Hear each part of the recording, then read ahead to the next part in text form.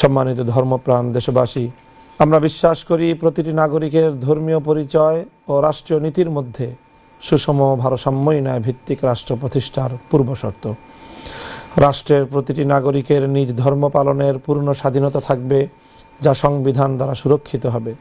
তবে কেউ তার নিজস্ব ধর্ম, উপধর্ম বা ভ্রান্ত মতবাদকে অন্য কোনো স্বীকৃত ধর্মের নামে প্রচার বা প্রতিষ্ঠা করতে পারবে না। রাষ্ট্র পরিচালনায় কোরআন ও সুন্নাহ সর্বোচ্চ নির্দেশনা হিসেবে থাকবে। খতমে নবুয়ত আমাদের ঈমানের অংশ, সুতরাং খতমে নবুয়ত অস্বীকারী কাদিয়ানি তথা আহমদিয়া সম্প্রদায়কে আমরা অমুসলিম হিসেবে স্বীকৃতি দেব, যেমনটি বিশ্বের বিভিন্ন মুসলিম দেশে কার্যকর রয়েছে। তবে কোনো নাগরিকের জীবন, নিরাপত্তা ও মর্যাদা রাষ্ট্র কখনো ক্ষুণ্ণ করবে না। রাসূলুল্লাহ সাল্লাল্লাহু আলাইহি ওয়াসাল্লামের সহচর সাহাবায়ে কেরাম হলেন উম্মার শ্রেষ্ঠ প্রজন্ম এবং সত্যের মাপকাঠি। রাষ্ট্র পরিচালনায় কোরআন, সুন্নাহ ও সাহাবায়ে কেরামের অনুসৃত পথই হবে আমাদের নীতিগত ভিত্তি।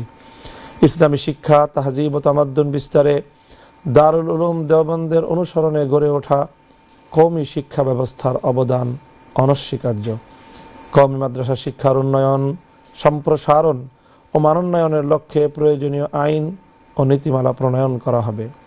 কওমি শিক্ষার সরকারি সনদ ও রাষ্ট্রীয় স্বীকৃতিকে যথাযথভাবে বাস্তবায়ন করা হবে। এ লক্ষ্যে বিদ্যমান কওমি শিক্ষা বোর্ডসমূহের প্রতিনিধিদের সমন্বয়ে একটি স্বাধীন, স্বায়ত্তশাসিত ও আইন দ্বারা সুরক্ষিত কওমি শিক্ষা মঞ্জুরি কমিশন প্রতিষ্ঠা করা হবে।